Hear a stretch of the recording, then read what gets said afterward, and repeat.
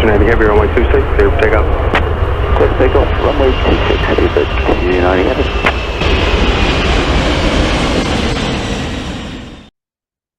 Today's topic is aircraft leasing. We have the pleasure of having Tony Santos with us. Tony is the Director of Leasing, Sales, and Analytics at AvMax. Prior to this, Tony held a number of leasing, sales, and marketing roles at Bombardier and ACAS. Tony is a graduate of Dawson College, Concordia College, and McGill University. So Ashwin, when we get our Aeropedia jet, should we lease or buy?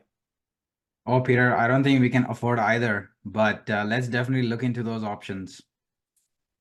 Thanks, Tony, for joining us. It's really, really great to have you. We've been looking forward to this podcast for a while since, there's been so many previous episodes where the topic of lessors has come up. And every time that happens, we've said, oh, we're going to have someone that works for a lessor on the podcast. So very, very excited to have you.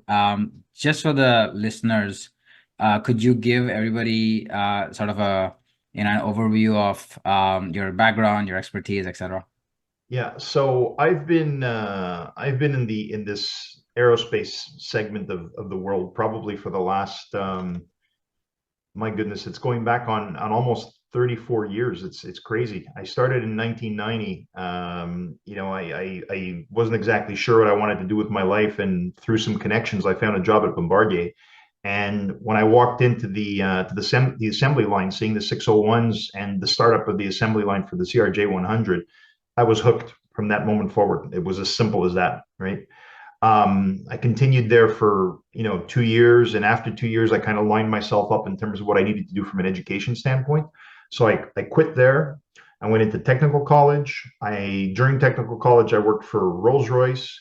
That job became my part-time job, working as a manufacturing engineer with all the complex machine components going on the Trent engines, straight through my undergraduate. And then after I finished my undergraduate, I took off to Europe to work for a little bit. Came back just after 9/11. There was no aviation work for about 2 years, so I worked for a controls company. And then as I was doing my business degree, there was an opportunity to go back into Bombardier in 2004, working purely as a liaison engineer on the shop floor, basically coming up with repair schemes and doing some very, very technical engineering heavy work. And I don't know, it just, from there, I got fed up with the engineering. I had finished my business degree. I sort of started venturing into the commercial side of the business. We did business aircraft sales and business aircraft technical support for many years. I spent 2 years working on the Global 7500 program. I was actually one of the behind the scenes key individuals that brought that aircraft to market, because I went out for a year and basically got all I solicited all the key customers that were global operators at the time, and I brought that information back so they can finish the design proposal for the Global 7000. Once the program was sort of, once it gelled a little bit from a design standpoint, then I went out with the sales team and collected the first 50 LOIs on that airplane prior to the full launch. From there, I managed a NetJets fleet. Then, I left Bombardier, worked for a brokerage company for a year, and then you and I met up at Bombardier Commercial Aircraft, where I was really heavily involved in leasing, which was a completely new facet that I'd never worked on before. Super interesting. And then, the rest is history of Bombardier. Bombardier got sold off in pieces, and I was lucky enough that I'd formed a really good relationship with my vice president at the time. And right now I'm director of sales for North America for AvMax Aircraft Leasing, doing mainly, second life regional aircraft, like smaller aircraft. So it's not as big as what we were doing at Bombardier. But in a nutshell, this is all I've done. And, if ever I go someplace else, it'll be in aviation. There's nothing better than this industry, full stop. So talk to us a little bit more about the leasing world, right? And just for, some of the more younger professionals out there, right? What is leasing? How does it work? Why do airlines want to lease aircraft? So the best analogy, right? And since, I'm a massive car buff, right? The best way to explain aircraft leasing is in terms of car leasing, okay? It's more complex, of course, because you're looking at a piece of machinery that you can basically place anywhere in the world, right? But it's effectively the same. You're basically renting out an aircraft, right, for a certain period of time. and you're paying a monthly rent on the aircraft, almost like if you were paying a leasing fee on the car. The only difference is that with a car, you're fully responsible for your own maintenance, whereas with a lease, you're paying into a what they call a maintenance reserve fund, right? So you're basically putting a pool of money together for all future maintenance events. So you're basically paying for the utilization that you have on the aircraft, okay? What most people don't know, and kind of, hit me square in the face when I started in the leasing world, is that, you'll fly, let's say, for example, we'll fly Air Canada here in Canada quite a bit, right? And they've got a whole mess of airplanes. And if you you look at these airplanes, they're branded, they got painted with Air Canada colors and everything. And you say to yourself, okay, it's an Air Canada aircraft, but who actually owns that aircraft? That's the question, right? And when you start digging in, right, very closely, start looking at fleet statistics and stuff, I haven't looked at this recently, but when I was looking into this type of information, we were nearing, 50% of the worldwide fleet was leased, okay? There's some leasing companies out there that have, 1,000 airplanes in their book, like new orders and aircrafts that are out, flying all over the world. For an airline, right, leasing is a very interesting perspective, because when you start getting into the larger airplanes, you're talking about airplanes that are costing you hundreds of millions of dollars. It's not like small pocket change, right? So for for an airline, right, who typically is some airlines make a lot of money. Most of them are sort of like break even or at the brink of destruction on any given month, right? Cash flow and preservation of cash is probably the most important thing that these guys can do. So instead of spending $100 million or $150 million on a new airplane, right, to use for the next 20 years, how about, the concept of leasing something maybe for 250 or 300,000 a month, right? Plus another, 300,000 on maintenance reserves, and that's it. For the next 3 or 4 or 5 years, whatever, that's basically all you're paying, unless there's an unscheduled event on the aircraft. So it's about cash preservation. It's about, asset risk, because you never know if the airplane that you chose is going to be the airplane that you're going to need in 3 or 4 years from now, when, the market around you changes and you have to start looking at different routes and different cities around, you know what I mean? So it's very, very interesting for airlines. And on my end, right, on the smaller scale, doing a lot of these older airplanes, we're helping a lot of startups in lots of, jurisdictions outside of North America, right? Startups that effectively are starting with very, very little capital and are looking to start a regional business of some type, or they've got some type of specialized transport that they need, and they don't necessarily have the money to go off and spend 30 or 40 million dollars on a new airplane, but they can spend 45,000 or 60,000 a month on a lease. So that's where we come in. That's really fascinating. Thanks, Tony. In the aviation industry, when it comes to leasing, there's an obsession with water, apparently, because we have these things called wet leases, and we have dry leases, and we have moist leases. Okay. And no other industry in the leasing finance world uses water, so I don't know why that is. But could you explain for the listeners maybe a little bit about the differences between these leases, wet leases, dry leases, moist leases? Well, we work, and I've been working exclusively on dry leases. And dry leases is effectively I'm leasing you an airplane, and once the airplane is in your care and control, you've got complete operational jurisdiction on your aircraft, right? A wet lease is when I operate the aircraft on the behalf of a third party. So they're effectively paying me a larger rate, and in that rate there, everything is basically taken care of. The pilots are taken care of. The aircraft maintenance is taken care of, everything. All you have to do is basically tell me where to fly and where I'm picking up passengers and dropping off passengers. The other leasing, I'm not very familiar with the other one that you mentioned, because I've only seen sort of wet ACMI leases and the dry leases that we provide, right? Yeah, I think moist is just somewhere in between, right? The nice thing about leasing, right, is that a lease is based around the contract, and you can just basically structure the contract any which way you want. The only thing you have to be careful about is that if you are operating the aircraft, you have to have an AOC or a base of operations, right? You have to be certified and you have to have those aircrafts on your certificate to be able to fly them out. And then once you fly them to other parts of the world, then there's other complications with pilot licenses and all kinds of other things, and insurance for certain jurisdictions, because you're going into some parts of the world that might be a little more risky and stuff. So there is some work to do, but we don't have an operator certificate anymore. Therefore, we can't offer wet leases. So for us, it's very simple. It's on a dry lease basis exclusively.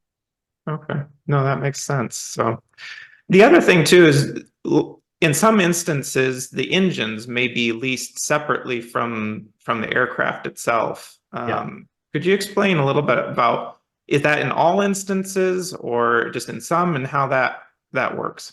Okay, so probably the easiest way to envision this, okay, is that we look at an aircraft as a complete piece of machinery, right? We look at it as a flying device and stuff, but if you really break down the aircraft into its major components, right? You've got the airframe, which is the biggest part of it because it's the structure of the aircraft. But then the other high value components are the engines, like you mentioned, the landing gear, the APU, engines, landing gear, APU.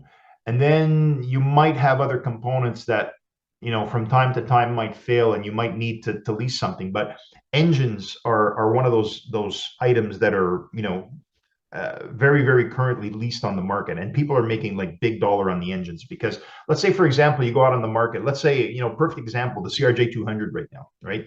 It's end of life or very, very near the end of life. And a lot of deals that are made on those aircraft right now and the value of the aircraft are based on the engines, okay? And there's not a lot of people out there putting those engines through the shops anymore because to do a shop visit on one of those airplanes, you're looking at about $1.5 million per side. So a $3 million investment on an asset that's not worth very much, right? So somebody might turn around and buy, an airframe for $800,000. And again, the same concept as before. Instead of investing $3 million on engines, I can just buy or lease engines from an engine provider that still has green time, maybe 2,000, 3,000 cycles of green time. And you can just run those out and they'll charge you a certain amount per cycle of engine use. So green time, in case your audience doesn't know, green time is basically how many cycles are left on the engine before the engine turns into a pumpkin and you have to bring it back to the shop to get it overhauled. Wow, that's fascinating. So Tony, what's happened over the last decade or two for the leasing companies to just, you said it's 50-50 today, right? Almost 50% of the aircraft out there are fairly leased, but it wasn't always such a high number. So what's changed in the marketplace? Well, what's changed is prior to COVID, there was a huge demand for air travel. I think there's a lot of markets that started opening up all over the world. Travel became more accessible to people in second tier and third tier countries. And you could see from the OEM's order books, right, how specifically like in the A320 and the 737 segment, right, how the orders just kept piling in. There was like probably, in some cases, right, prior to COVID, there was probably like a 5-year waiting list if you wanted to get new aircraft, right? The air travel segment has changed quite a bit, right? So with demand creeping up, right, prices on aircraft have, of course, gone up, right? So it's all a chain of events, as people are ramping up, there's airlines out there that are just starting up. And after the first year or two, then the only way to get to sort of profitability, right, is scale, right? So you see, let's say, for example, Porter Airlines is a fantastic example. They had their little niche market with the Q400s flying out of the island airport, and they decided they needed to sort of expand their market a little bit. And I think that over the last 2 or 3 years, they've placed about 100, an order for about 100 aircraft, E2s, and most of them are all being leased out right now. There's sale and leaseback but offers that have gone out from various leasing companies and stuff, and they've been picking those assets up. So that's one of the big reasons for, the increase in leasing. And leasing and the fleet distribution is going to continue because now post-COVID, we're back to, past 2019 levels in terms of traffic and demand. Pricing is holding pretty steady also. So, it's just going to keep going up in terms of the percentage of the aircraft that are being leased. Oh, very insightful. So talk to us a bit about kind of the transactional stuff, right? what happens when an airline wants to lease a specific aircraft, right? Is it them initiating it via an RFP process, or is it you sometimes approaching airlines, or is it just relationship management? And how does that entire transaction kind of evolve? So it's everything you described all happening simultaneously. It's as simple as that, right? So relationships are very, very, very important, and anybody who steps into this industry of ours will soon figure out and stuff that your reputation precedes you and follows you throughout your entire career. You're going to get known because our industry is actually very, very small, So in some instances, right, you'll have, a large airline. Let's say, for example, a Delta Airlines, right? They'll place an order with Boeing, let's say, as an example, right? And they'll buy, sometimes you hear these crazy transactions where they go off and they're, they've just bought 150 narrow body aircraft, right? So after they purchase those airplanes, there's a good chance that they're going to go out and do what they call a sale and leaseback, okay? Because they're using their buying power, right, to basically get preferred rates on the aircraft pricing, right? And then they're able to sell those airplanes back to a leasing company, right, at a slightly higher amount of money, and profit that delta in the sale because they're basically using their buying power to buy the aircraft cheaper. So they'll start a sale and leaseback process. They'll put an RFP out on the market, and people will bid on it just like any other open contract. And then they'll select 3 or 4 top candidates, and then they'll go to round 2 where there's going to be some fine tuning of the pricing, and eventually you'll get to a point where one person is going to be selected and given out. That's one way of doing it. Another way of doing it is an OEM manufacturer. Like when I was over at Bombardier, we'd be soliciting leasing companies and airlines to see if they'd want to place speculative orders with us. So a spec order is when you're buying aircraft without necessarily having customers. You're buying slots on the skyline so that you're going to be able to offer these airplanes out to a customer in the future that requires them. So how does that work? Effectively, you're reserving spots on the skyline, and once you get to a point that's closer to the delivery standpoint, there's such a huge back order of aircraft right now that an airline might need an airplane tomorrow morning, and if you've got one on the skyline, they'll pay you a premium for that particular position. Okay, so that's another way that you can do the transactions. In the leasing world, if you look in the past, there's been smaller entrants, and all of the leasing companies really started small, it seems, and then some of them have grown and grown, and you have that big corporations will start a leasing branch and then they'll give up on it. And so maybe talk a little bit about, it seems like easy money, but obviously it's not. So what are the challenges that leasing companies encounter, and how do they survive? I think the biggest challenges are capital and cost of capital.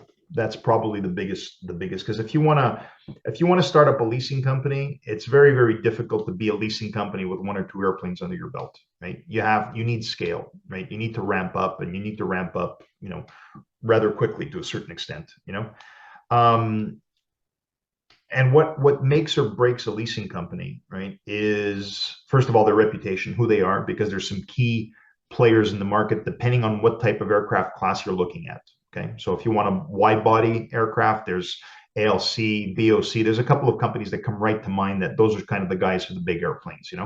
You got other guys in the middle doing the narrow bodies, and the narrow body market is very, very cutthroat. Everybody's going in there, slashing each other's throats, practically bringing the price down as low as humanly possible and buying out contracts. So there's a lot of people that'll get into that space there and fail miserably because they don't have the capacity for the risk and the cash positions to be able to sort of offer these really, really low prices. So a couple of years back, when there was a lot of money coming in from Asia, right? A lot of these Asian leasing companies were basically offering rock bottom, rent prices on these airplanes because they needed to deploy capital. And everybody on the North American side, and some of the Irish leasing companies just couldn't follow through. So all of a sudden they weren't placing airplanes. They needed to do PDP payments, and at one point the cash runs out and you just can't continue your business. So I think cash and the access to capital is probably the most important thing when it comes to leasing, and that could probably make or break a leasing company. So you hear it's probably some great stories about repossessions and things like that you read about. And that, how often does that happen where a customer defaults and you need to go and repossess the airplane? All right. So first of all, those repo shows that you see on like Discovery Channel and stuff like that, it's a lot of, clever television and stuff like that, more to get people excited. It's as exciting as the Aeropedia podcast, isn't it? Yes. Just as exciting as the Aeropedia podcast, correct. I've got a couple of customers that have defaulted on payments, but it's nothing as sexy as showing up at an airport, and running around the airfield and jumping on the airplane and then taking off with it and stuff. There's a whole process around it, right? There's a whole process around default, and most companies, like I've had one customer default on payments, right? And we just came to terms on, a point in time where they were just going to return the aircraft back to us, and we came to an understanding on monies due and stuff like that, and how to work through that process. I've never been involved in a television style repo. I do have a friend of mine in business aviation. I think business aviation works a little bit different than commercial, and he's had one of those repos where he showed up at the airport, legal documents in hand, sequestered everybody to a room. Pilots came in and they flew away with the asset. On our side, things are very, very orderly. We usually issue default notices.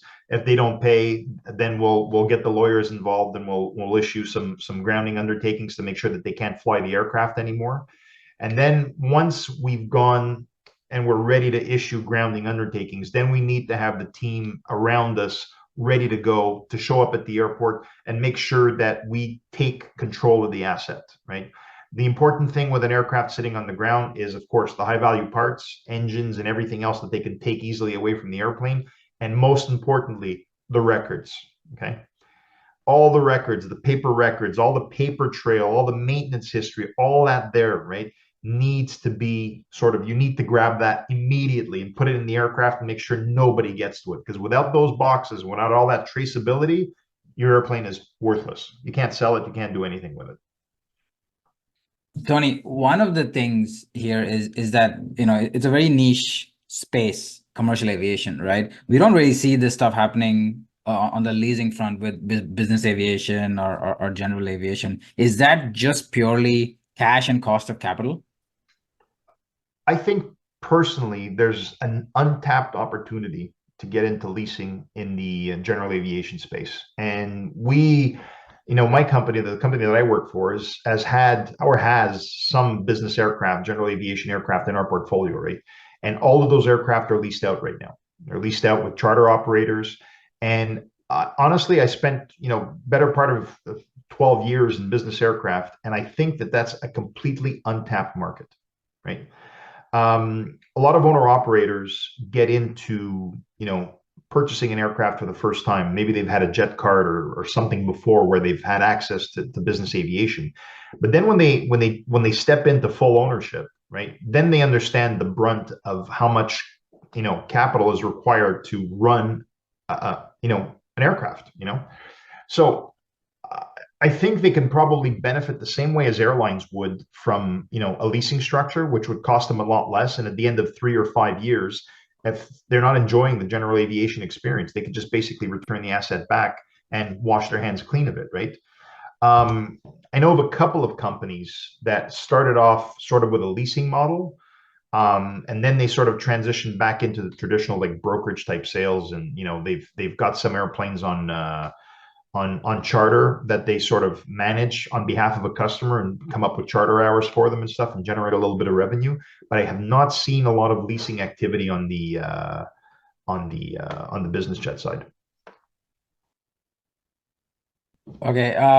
Then the other piece here is that you really need access to capital, and the cost of capital is extremely important, right? So how does a lessor like AvMax, how do you go about all of that? Do you have existing relationships with banks and other capital lenders, or are you always sort of shopping around for the best rate per transaction? Well, AvMax historically has had a relationship with Export Development Canada, so we get most of our financing through EDC. We did tap into some other markets prior to COVID, right? When access to capital was very, very inexpensive, right? But after COVID and everything that's going on right now with inflation around us, right? The cost of capital has become so high right now that anytime we're looking at any type of transaction that we're doing right now, cost of capital is probably the most important, criteria, because we'd be able to borrow money at rock bottom rates before, but now we've seen, some private investment firms, at least, during the height of COVID and stuff, trying to get us to pay, upwards of 12, 13, 14%, and that's huge. That's really, really big. So to that point, do you think that, some of the lessors in some of the other parts of the world have slightly more favorable terms? The larger lessors, right, finance their aircraft in many, many, many different ways. They'll go to the capital markets. They'll put together, special SPV, special purpose vehicles, and they'll pool a bunch of aircraft in there and basically offer it up as an investment opportunity, almost like if you're buying a mutual fund of some sort.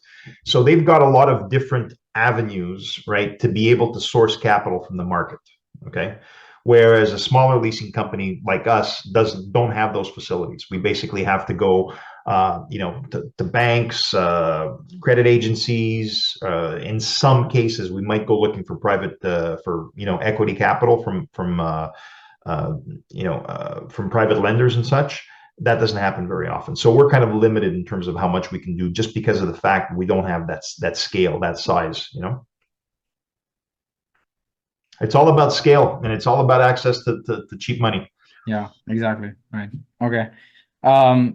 One last question, as I promised, right? I think we want to hear some more stories from the leasing side, especially because that's such a black hole for most of the listeners and most of us, right? There's not that many folks that really have insights into the leasing market. I'm sure there's stories with customers, with lenders, defaults, and things like that. So tell us an interesting story. I'll give you one good story. Okay. One good story. So after Airbus picked up the C series, right, we were left with the Q400 and the CRJ 700 and 900, right? So the leasing team, we were four guys, we sat down, we had a little offsite and stuff, basically to regroup. And we said to ourselves, all right, guys, perfect. That big airplane's out of the way. Who cares? We couldn't do anything with that airplane anyway. But these little ones over here, that's our bread and butter. We've always worked. We know how to place these things and stuff. We're going to recreate ourselves. And we are now exclusively regional leasing company. There's nothing more that we're going to do. We started visiting some of the smaller players, right? And we went off to Florida to meet up with this one company. And a leasing company, a small leasing company. We're a small leasing company, and they're actually a major leasing company out of Florida. And I spent a good part of the afternoon, talking to them about how we're transforming our business, how we're now, completely invested in regional market, how we're gonna, revamp the segment, blah, blah, blah. I gave them the hard sale, right? Took all their technical team and all their executive team out to supper that night. And I'm sitting down at the dinner table. I get a text message.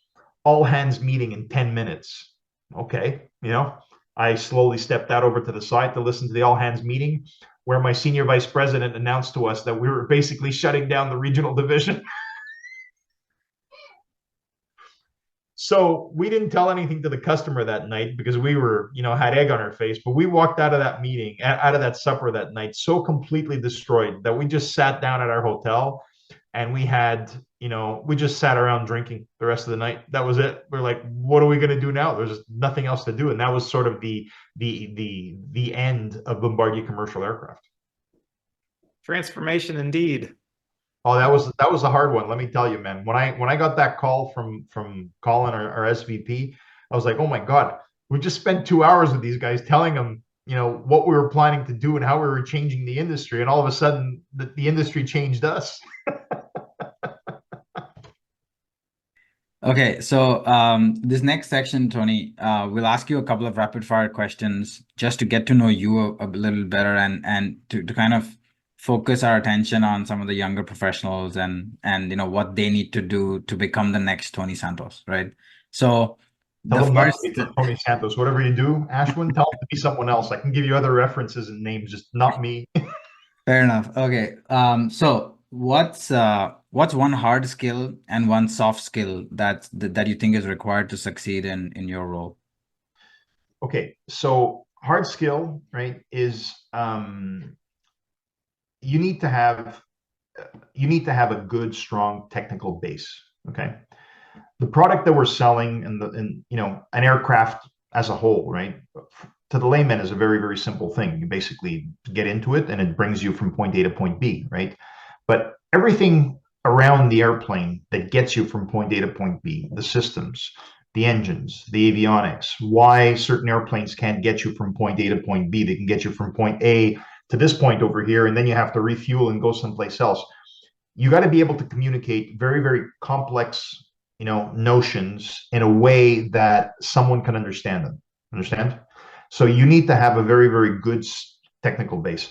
From a soft skill standpoint, you need to be able to listen. Okay? People they're in the process of making a very difficult decision. Okay? It's usually very capital intensive, like we've discussed, right? And usually after everybody's done all their analysis and recommendations and stuff, there's usually one guy signing that piece of paper, and he doesn't want to make any mistakes. Okay, so you have to learn how to listen, you have to learn how to be a trusted advisor, and you have to learn how to communicate effectively. Okay, so those things right there are primordial in your career if ever you want to get into the commercial side of things. Awesome. Yeah, thanks for that. What's your fondest aviation memory? Probably fondest aviation memory was when I sold my first business aircraft, my first pre-owned business aircraft when I was when I was doing some brokerage work. I'd wanted to get into the commercial world many, many, many times, and I was doing a lot of commercial work, but I was never the key sales guy, right? So doing that first deal was very, very important to me. Learning the ropes, learning the contracts, learning how to read the contracts and understand all the contracts information that was in there, being able to bridge the gap between, my company and the client, right? Because at the end of the day, you're representing both. Because after you've sold the airplane, you basically have to sell the deal to the people that you work for. And this aircraft wasn't based in North America. It was based in Switzerland, if I'm not mistaken. And I don't remember exactly where it was going to. So it was learning all the sort of the jurisdictional issues and, how you get an export C of A and how you get the aircraft from point A to point B and transferred to someone else. That was a whole facet of the industry that I'd sort of touched on, but was never fully engaged in. You know what I mean? So I think that first aircraft sale to me was the big one because that's what I wanted. That's what I was working for. And that's what I was trying to achieve. Do you remember the type it was? What aircraft type? It was a Nextant 400, believe it or not. Oh my God. Wow. So if that's one aircraft that's hard to sell, right? There you go. I actually found a company, a charter company that had a whole stack of these airplanes, and they were looking for more out of the blue. They liked them. They knew the type. They knew how to figure it out. So a Nextant 400 XT without the winglets. I can almost hear most of our listeners Googling it right now. They're gonna Google it because it's actually an interesting project. Because the company that does the Nextant, it's basically a repurposed aircraft. They basically take this older aircraft. I don't even remember what it originally was, but they basically got it. They've redone some of the aerodynamics on the aircraft. They put new engines, new flight deck, and they basically recertify it as new. The only thing they can't recertify on the aircraft is the airframe. The airframe still has the time and cycles that it had when they bought it. Yeah. What part of aviation do you feel is misunderstood or least understood by the general public, and what can they do to learn more about it? By the general public, I don't think, and even myself when I started in this industry, right, I don't think anybody has a clue, right? Or people in general don't even think about how do you acquire an aircraft. They show up at an airline. Most of them, don't even know what they're flying in. They fly from point A to point B. They get there safely, and that's fine. But nobody really reflects on, how do you get this? Where does it come from? what do you have to do to purchase this aircraft and get it into service? Okay. And there's so much work to do from, the inception of the sale, right? All the way till the point where you get it into service. So I don't think they quite understand all the logistics and everything that goes around this industry. And that's what makes this industry so interesting, is because it's so multifaceted. Like, I've got an interest for commercial, right? There's other people out there that have an interest for the operational side, right? There's other people that are interested in fleets and how to basically, put a route network that effectively manages, the aircraft type that you have and maximizes your revenue on any given day, because, routes change and schedules change and stuff. It's everything that surrounds you, getting you from point A to point B. The moment that you arrive at the airport and you've sort of handed your passport and gotten your boarding pass, from that point on, there's so many different people, so many companies, so many things interacting with you to make sure you get to your final destination. People don't realize, the work that goes behind that. Yeah, well said. And hopefully podcasts like these can bring some of those professions up front and ask these questions, right? So thanks for sharing that. Yeah. One last question is, you've traveled a lot, I know, for San, right? Tell us about your most favorite flight leg experience, right? Origin, destination, airline, cabin class, what aircraft was it, and why was that flight leg so memorable from an experience perspective? All right. So this one's an easy one. My first flight to Hong Kong. Okay. I'd never flown long haul into the other part of the world, right? So I flew from Montreal to Toronto to get my connecting flight, and then I jumped on a 777-300ER, right? Air Canada, full business class with lie flat seats. I'd never been in a lie flat position before. And the thing that was interesting about that flight was that it was 16 and a half hours. I'd never been in an airplane that long. So I got to have like 3 meals, watch, a dozen movies, get the full sleep for 8 hours in an airplane, like sleep well for 8 hours in an airplane, right? I got the taste of, the real business travel, and not just sitting in the back of a puddle jumper going from, Toronto to Chicago. You know what I mean? Yeah, I know what you mean. Ashwin knows what you mean, because that was his favorite destination too. Yeah, Hong Kong? yeah, Hong Kong was one of, because when you're landing in Hong Kong, I think you just have this illusion that you're just gonna land in the water, right? And just because it's an island airport, right? Yeah, and the runway kind of just, the land starts pretty late in your approach, right? So it's a very cool approach and landing. Yeah. And yeah, I think, again, maybe I'm a bit biased, but the Air Canada business class product is really good, right? I think especially the longer haul flights and the, not just the cabin config, but the service that they have is unparalleled, right? I've flown a lot of business class, right? As you know, when I was with Bombardier Business Aircraft, but the best business class service I've ever gotten, Singapore Airways. Singapore. Yeah, I would agree. Yeah. Man. That's on a different level altogether, Yeah. In fact, nobody's ever asked me this question, but if anybody ever asked me the question, my favorite leg is Frankfurt to Singapore on the A350 Singapore Airlines. Oh my God. There was like 5 flight attendants catering to me. There was, and their lie flat seats are huge. It's like a double bed, right? Yeah. I remember. So, yeah, absolutely. Yeah. Singapore Airlines, best business class. But yeah, the long haul travel in business class, I flew to Korea once, to Seoul, Korea, in the back of the bus, when I was younger, working for a different company, right? And it was a horrible experience. I was sitting back there in coach for 14, 15 hours, wherever it was, because we connected through Vancouver. And I didn't know what the front of the bus was like. I never experienced business class until I hit that one trip to Hong Kong. I was going out there for a trade show, and it opened up my eyes to the way people should be traveling. It was just crazy, Yeah. I'm glad you clarified to Seoul, because I was thinking you're going to give us an air choreo flight experience to Pyongyang or something. So it would have been interesting. I can tell you, I've traveled the world and stuff. I would love to go to North Korea, but no. Okay. Thanks, Tony. That was really fun. Let's transition to our final piece. Our next Trivia. section, which is trivia. Okay. This is the one that I wanted. I want to see how bad or how good I am. All right, this is your round, Tony. So this is an Aeropedia exclusive where we ask each guest a series of 5 questions to see who our trivia champion will be at the end of the year. So Let's roll. What's the prize? we haven't yet to determine that. Well, you guys at least, if you want me to do a little effort, you should tell me what I'm going to be getting if I win at the end of the year. Maybe a dinner with Tony. I don't know. All right, here's your first question. And for those that are listening in, you can watch on the Aeroscope Aviation YouTube channel, and you'll be able to see the pictures that Tony is seeing here today. So first one, airplane spotting. Can you identify this airplane type? It's got 3 turboprops, a fixed wing landing gear.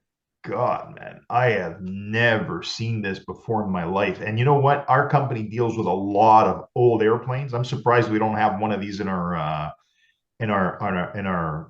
inventory. The only thing I could say, right, just looking at the aircraft, right, it's got a small passenger count. That's probably what, maybe 12, 13, 15 passengers, something like that. Not even. Not even. No, I don't know what aircraft this is. I'm very all right. And you might be surprised, it's not as old as you might think. So really? This is a Britten-Norman Trilander. Okay.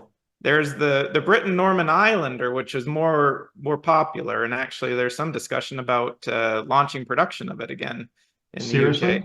Yep, but this is the Trilander, which added the 3rd engine on the tail. So it's an ugly beast, but I'm sure it served a purpose. So ugly, and I'm sure it's not particularly cost effective with 3 engines on it. But anyway. No. So, all right, number 1 under our belts. Okay, second one, airports. This U.S. airport has a unique configuration of its runways. It's got a hashtag series of runways, which then presents 4 runway intersection points. So it's probably an air traffic controller's nightmare, but it is in the U.S. Okay, this one is going to be tough. You made reference to this city earlier in your discussions. It looks. Is it? I'm just going to take a guess and stuff. Is it Chicago O'Hare? Oh, I'll give you half credit. It is the city of Chicago. Midway. It's Midway then. But it is the Midway Airport, not the O'Hare Airport. See, you guys are giving me stuff that I've never landed at Midway. I've always gone to O'Hare, right? So you should see this. This should look familiar because you fly over on your way to O'Hare. So. I'm never looking down. I'm usually watching movies or something on my iPad. Well, that's right. You're in Air Canada business class, not paying attention to the outside world. Next question. Can you name 3 of the 4 airlines that currently serve the route between London Heathrow and Delhi in India? So British Airways for sure. Okay. Probably Air India is still operating, or some version of Air India that's still going back and forth, right? Okay. And then I actually flew this route a while back, but I don't think that airline is still in business. It was Jet Airways. There was a Jet Airways, and you're correct. They no longer fly. Yeah. So yeah, British, Air India, and of course Jet Airways, but they don't fly there anymore. So that's my guess. I could name I could name a 4th if you want. Should be Virgin Atlantic as well on that route. Virgin's on that one too? Okay. Yeah, probably. Yeah. See, that's a good addition, Ashwin. So this month of April in 2024, the 4 airlines that serve are, in fact, Air India, British Airways, Virgin Atlantic, and Vistara. Vistara, there you go. 787. So I didn't even know about Vistara. Very good. All right. Do I get half credits for that one? Well, you had help with Ashwin, so I'll give you quarter credit. All right, ICAO codes. This one is Delta Lima Hotel, DLH. Pass. Just think of the IRA code without the D, maybe, right, Peter? I think that's Yep. Yeah. Lufthansa? Yeah. Yeah. Deutsch. The D is for Deutsche Lufthansa. Okay. All right. The Lufthansa. Okay. Question 5. This airline's name translated means both hello and goodbye. Aloha, or is it a Hawaiian airline? Yes, it is. Well done. Haha. Aloha Air Cargo Airlines. Indeed. Nice. Okay. The word aloha in the Hawaiian language means both hello and goodbye. So, well done. Not All bad. right.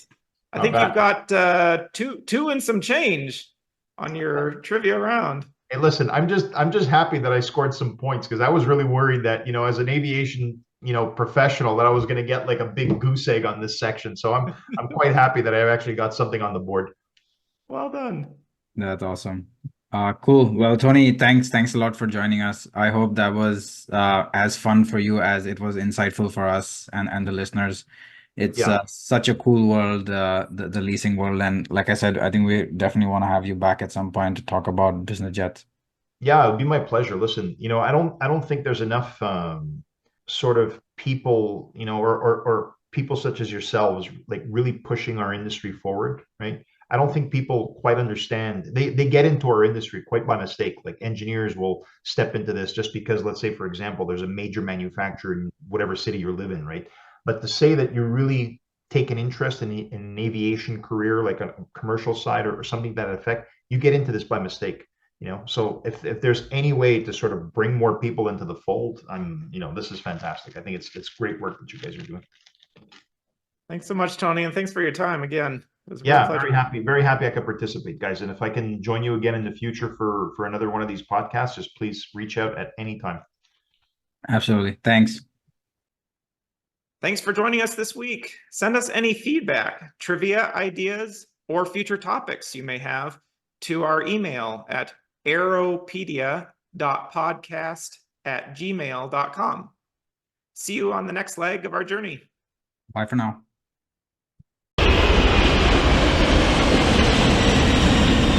Departure any heavy, contact departure 119.2, good night. 49.8, speed at 290 heavy.